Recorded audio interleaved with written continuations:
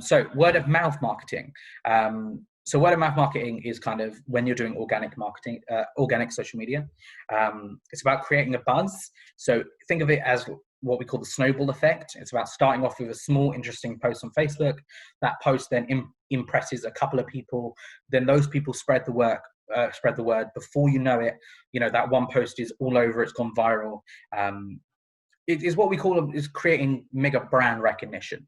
So don't always think it's just about putting that one post out. Think about where it can go, and try and create posts that have that word of mouth. Social media, as Daniel said, it's not different marketing that much than it used to be. Yes, the processes and the way you approach it is different, and the different platforms that you're using are different. But it still uses the core theories of marketing, which is going out there and getting people to enjoy and talk about your products or services. So the 5 kind of key things to encourage word of mouth marketing on social media is encourage UGC, so that's user generated content. This involves where a customer or an audience member has created content using your product or talking about your service. So it's very useful to encourage that because it shows that other people are enjoying. It's one step up above a review. Then share reviews and testimonials as well. Those are just as important. Those are a great place to be able to show, again, that people care about your product and that they're enjoying it, and that they're getting value.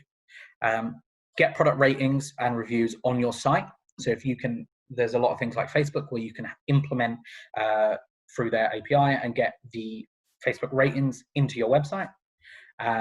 Also offer an incentive, offer a way for people to give those reviews or give those UGCs, do competitions, you can give discounts. There's lots of different ways you can go about it, but it's great to give an incentive as well.